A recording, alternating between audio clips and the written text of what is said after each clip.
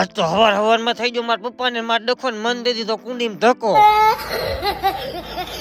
Good morning Gokuldham. યાર દવા અવાજ ને જાગવાની ખબર નહીં પડતી હોય. ઉભો થા. रुको जरा सबर करो.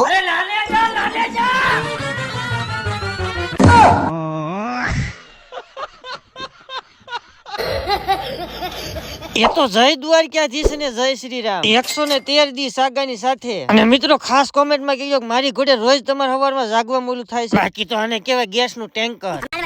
પછી તો ગેરેજે પગીને પેલા તો મેં વાયર હકેલો આપણે અહીંથી અહીંયા લાયર દીધી હતી ને એટલે માતાજી દિવાળી આવે છે ધંધામાં ધ્યાન દેવરાવજો. હવે ધંધો કરવો છે તો લિક્વિડ વગર થોડું હાલ છે. એ જો મોંઘા ભાવનું ધોળ્યું. પેલો આપણો સૌનો સગો તગો ધોયો અને પછી આવી ગઈ આવડી મોટી લેલન. પણ હું તો વિચાર કરું છું ક્યાંથી ધોવાનું ચાલુ કરું. અને આપણે આવી ગયું ઇન્વાઇટ કાર્ડ દવાખાનાના ઉદ્ઘાટનમાં જવાનું. ઈ જે હોય પણ વાતુમાં સડી જા બપોરને બેસી જા જમવા. અને હા કેતા તો ભૂલી ગયો ફટાકડાના સ્ટોલ 90% થઈ જાય મિત્રો. અને આવી જા ગામ ધુફણિયાના બે મિત્રો અને બધા ભાઈબંધો ભેગા થઈને એટલે આવા કાંઈક નવા પેતરા ચાલુ હોય. અત્યારે અમારું ચાલુ છે ચિઠ્ઠી બનાવવાનું. હવે આ ચિઠ્ઠીમાંથી એક ચિઠ્ઠી કાઢવાની છે જેનું નામ નીકળે ને સા મંગાવવાની. ફાઇનલી ચિઠ્ઠી બની ગઈ ને હવે ચિઠ્ઠી કાઢવાનો વારો. હવે ચિઠ્ઠી કાઢી લીધી ને અમારું નામ નીકળ્યું. અમારા મોટભાઈ નું નવું મંગાવ્યું હોય અને સા. અને અમે હંધે દાંત એટલે કાઢતા હતા ભાઈ ને કઈ સા મંગાવવાની થતી નહીં. ફાઇનલી જેને ચિઠ્ઠી નું નામ નીકળ્યું એને મંગવી નાખી સા ને હંધાઈ પેલા હું પી લઉં.